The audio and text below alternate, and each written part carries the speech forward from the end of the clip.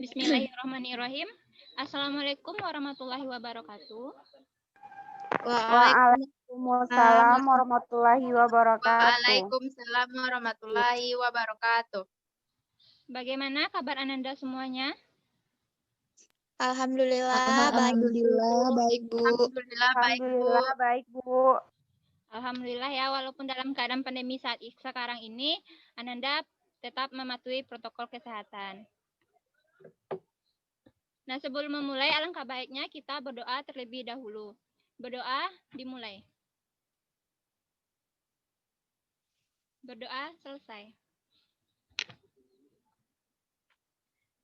Nah, kembali lagi pada pembelajaran biologi, yaitu mengenai Kingdom Plantae. Sebelum itu, kita cek kehadiran dulu ya, Ananda. Baik, Bu. Dewi Oktavia. Hadir, Bu. Ririn Erlina. Hadir, Bu. Rifatri Julianti Karila.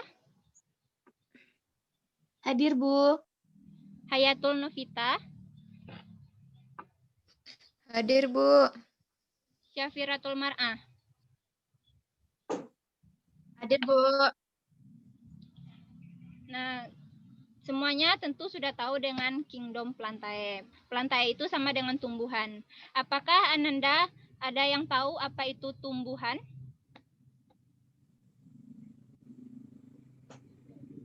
Ada, Bu. Kira, Bu. Izin menjawab, Bu. Silahkan, Vira.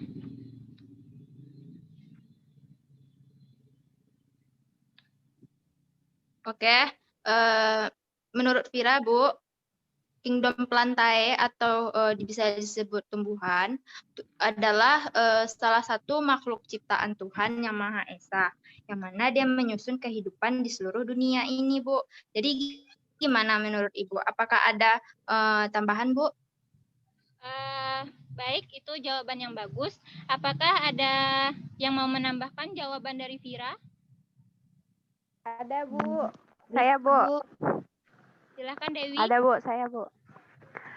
Jadi menurut Dewi, Kingdom Plantae itu merupakan makhluk hidup yang pada umumnya memiliki akar, batang, dan daun, Bu. Sekian dari Dewi, Bu. Ya, itu juga jawaban yang baik. Nah, untuk selengkapnya, Ibu akan share PPT ke Ananda semuanya. Baik, Bu. Apakah sudah ada yang lihat PPT Ibu? Belum, Bu.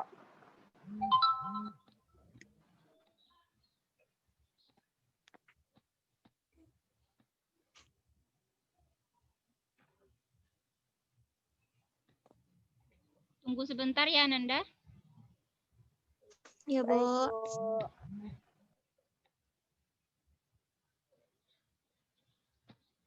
Sudah ada yang bisa melihat? Sudah, Bu. Tinggal di slideshow-kan saja lagi, Bu. Sudah, Bu.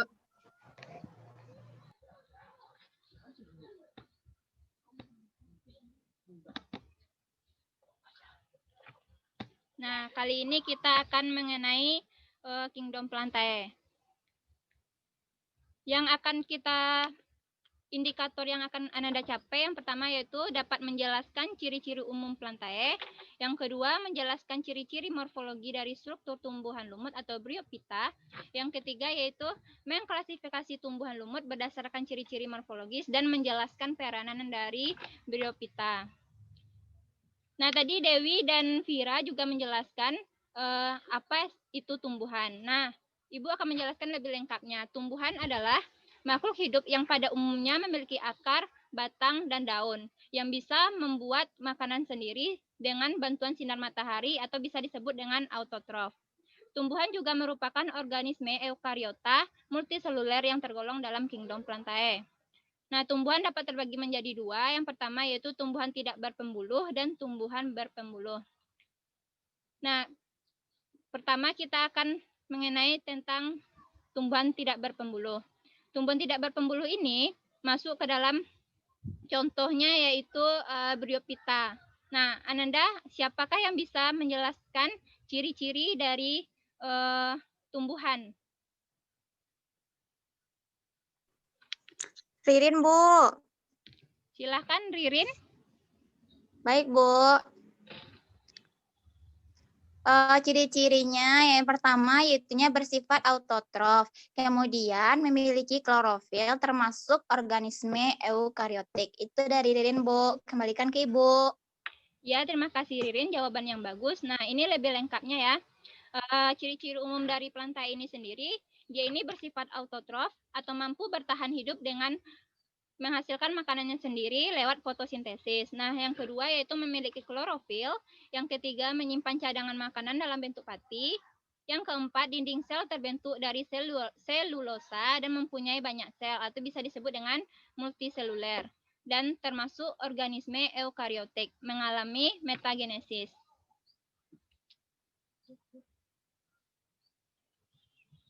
Selanjutnya yaitu tumbuhan. Nah, tadi kan ada tuh tumbuhan dibagi menjadi dua. Yang pertama, tumbuhan tidak berpembuluh dan tumbuhan berpembuluh. Tumbuhan tidak berpembuluh dikatakan karena tidak memiliki akar, batang, dan daun.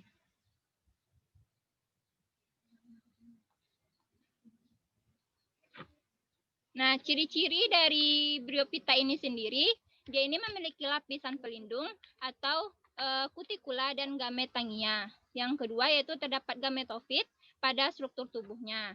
Yang ketiga, sperma diproduksi oleh antheridium dan ovum diproduksi oleh archegonium.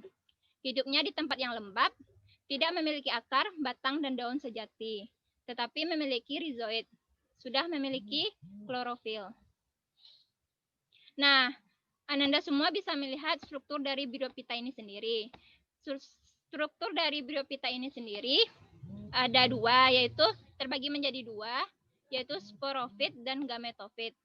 Nah, sporofit ini memiliki bagian-bagian yaitu kapsul dan tangkai, sedangkan gametofitnya terdiri dari daun, batang, dan rizoid. Reproduksi dari Bryophyta ini dapat berkembang secara seksual dan aseksual. Yang terjadi silih berganti sehingga terjadi pergantian keturunan yang disebut dengan metagenesis. Pada fase generatif ini, fase di mana fase menghasilkan spora sebagai alat reproduksi vegetatifnya. Yang kedua yaitu pada fase generatif, dia ini menghasilkan gamet atau sel kelamin sebagai alat reproduksi generatifnya. Nah, ini merupakan skema dari reproduksi Bryophyta sendiri. Ananda bisa melihatnya. Pertama yaitu spora. Spora berkembang menjadi protonema. Protonema menjadi tumbuhan lumut dan pada tumbuhan lumut ini, dia ini menghasilkan antheridium dan archegonium. Antheridium ini merupakan gamet jantan dan archegonium ini merupakan gamet betina. Sedangkan antheridium ini menghasilkan sperma, dan archegonium ini menghasilkan ovum. Kemudian terjadilah fertilisasi yang disebut dengan menghasilkan zigot. Nah, pada zigot ini berkembang menjadi sporogonium. Sporogonium ini tumbuh menjadi sporofit dewasa. Pada sporogonium ini, dia memiliki kantung yang disebut dengan sporangium. Sporangium merupakan tempat menyimpannya spora. Dan apabila sporangium ini pecah, maka akan menghasilkan spora kembali. Apakah Ananda paham dengan skema dari reproduksi Bryophyta ini? Insya Allah sampai di sini paham, Bu. Ya. Selanjutnya yaitu, nah, klasifikasi dari Bryophyta. Bryophyta ini diklasifikasikan menjadi 3 kelas. Yang pertama yaitu Anthocerocopsida, merupakan lumut tanduk atau bisa disebut dengan lumut tanduk. Nah, ciri-cirinya hidup melekat di atas tanah dengan perantara rizoidnya. Yang kedua, mempunyai talus yang sederhana. Yang ketiga, berbentuk seperti tanduk. dan hanya memiliki satu kloroplas pada tiap selnya. Pada bagian talus terdapat stoma dengan 2 sel penutup, contohnya Antheceros levis. Nah, kelas yang kedua yaitu hepatikopsida atau bisa disebut dengan lumut hati. Biasanya hidup di tempat yang basah sehingga dia berstruktur hygromorph. Dan ada yang hidup di tempat yang sangat kering seperti tanah, kulit pohon, atau cadas sehingga dia berstruktur xeromorph. Talusnya berbentuk lembaran-lembaran, berkembang biak secara aseksual dan pembentukan kuncup. Contohnya yaitu Marchantia polymarpa. Nah, Anda bisa melihat ini contohnya.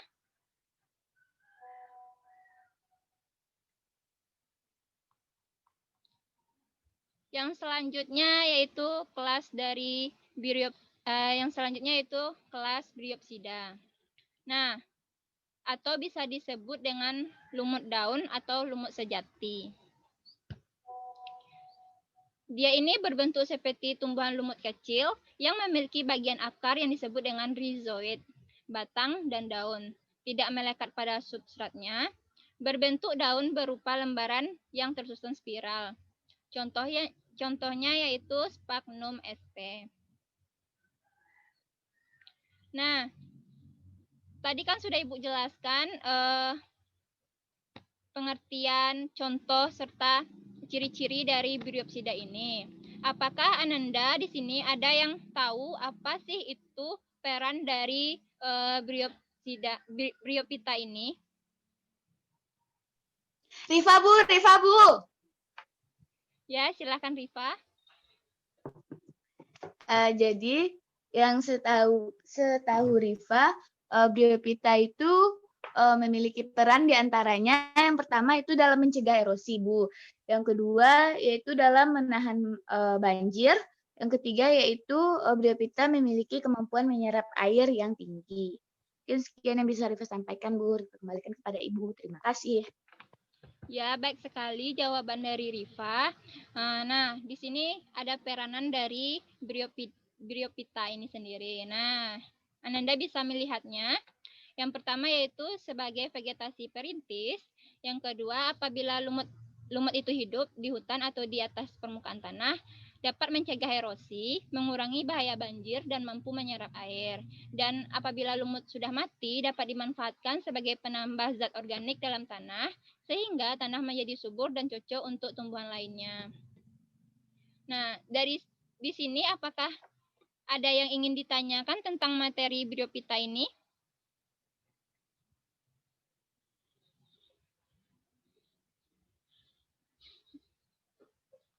Tidak ada, Nanda? Rasanya tidak, Bu. Sepertinya tidak, Bu. Nah, karena Ibu rasa sudah paham, Ananda akan Ibu kasih tugas dan Ibu akan men-share-nya ke WA group ya. Baik, Bu. Apakah sudah terkirim, Ananda?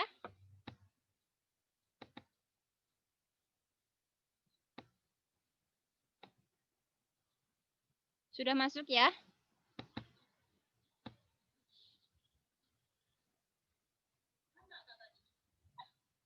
Sudah, Bu.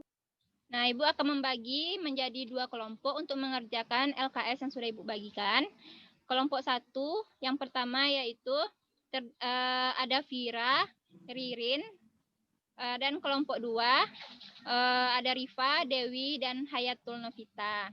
Pada kelompok 1 ini mengerjakan soal nomor 1 dan 2, sedangkan kelompok 2 mengerjakan soal nomor 3 dan 4. Baik, Bu. Nah, Ibu akan memberi waktu 10 menit kepada Ananda semuanya. Silakan Baik, Bu. kerjakan. Baik, Bu. Nanti dipresentasikan ya. Baik, Bu. Ya, silakan kerjakan.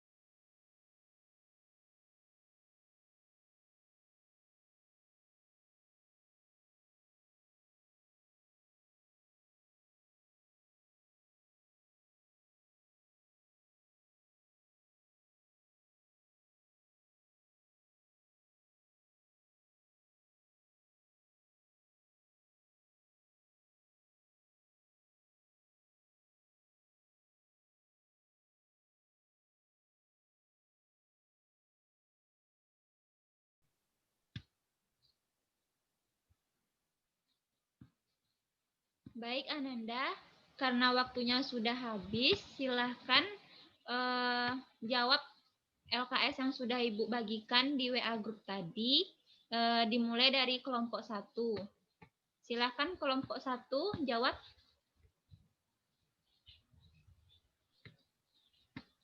Baiklah Bu, perkenalkan nama saya Syafiratul Mar'ah.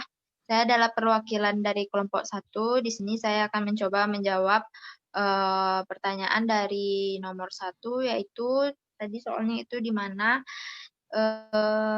sebutkan ciri-ciri umum dari lumut. Yang pertama yaitu dia memiliki lapisan pelindung atau disebut juga dengan kutikula dan gametangia. Dan yang kedua yaitu terdapatnya gametofit pada struktur tubuhnya. Yang ketiga yaitu spermanya diproduksi oleh anteredium.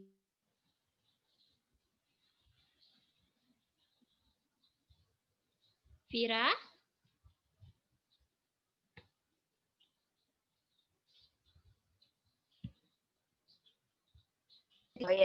Yang keenam yaitu sudah memiliki klorofil. Mungkin itu saja yang dapat Vira sampaikan, Bu. Mungkin ada tambahan dari teman atau tambahan dari Ibu. Terima kasih, Bu. Nah, dari jawaban yang Vira sampaikan tadi putus-putus, silahkan ada yang ingin menambahkan jawaban dari Vira? Ibu Ririn.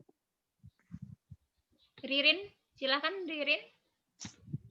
Iya Bu, tadi kan satu kelompok sama Vira. Baik, Ririn akan menjelaskan lagi mengenai ciri-ciri umum lumut, Bu. Baik, Ririn.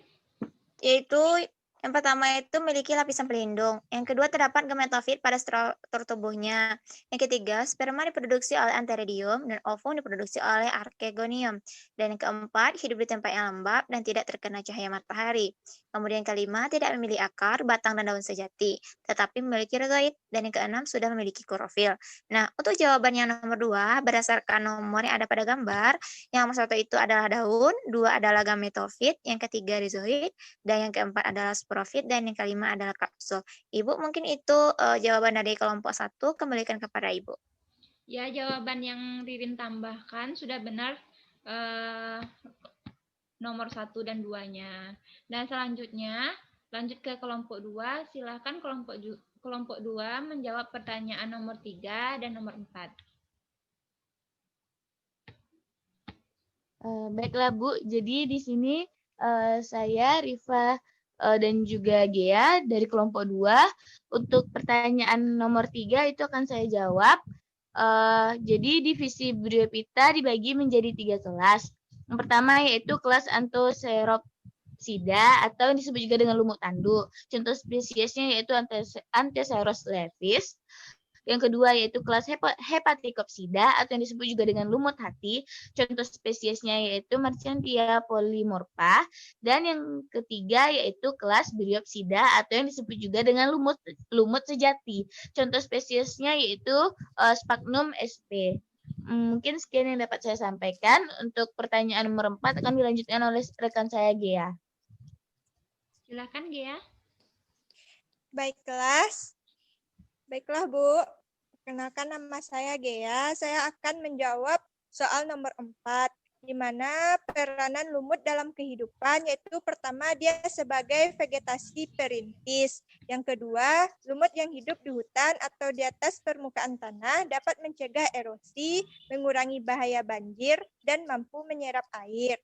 Yang ketiga, lumut yang sudah mati dapat dimanfaatkan menjadi penambah zat organik dalam tanah sehingga tanah menjadi subur dan cocok untuk tumbuhan lain.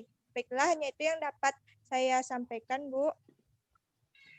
Ya, jawaban dari kelompok 2 mengenai soal nomor 3 dan 4 sudah baik. Dan selanjutnya karena waktu kita sudah habis, maka diskusi atau pembelajaran kali ini kita cukupkan. Adakah Ananda yang ingin bertanya tentang materi hari ini? Tidak, Bu. Sudah paham. Ini rasanya sudah cukup paham, Bu. Nah, alhamdulillah kalau begitu. Nanti materi hari ini bikin resumnya ya dan dikumpul minggu besok. Baik, Bu. Baik, Bu. Oke, Ya. baik, Bu. Dan kita lanjutkan minggu depan. Jangan lupa jaga kesehatan. Dan jangan lupa juga 3M-nya ya. Yaitu mencuci tangan, menjaga jarak, dan menggunakan masker. Nah, karena waktunya sudah habis, Ibu cukupkan. Assalamualaikum warahmatullahi wabarakatuh. Waalaikumsalam warahmatullahi wabarakatuh. Ibu tutup Terima kasih, ya, Bu. Ananda. Terima Sama-sama.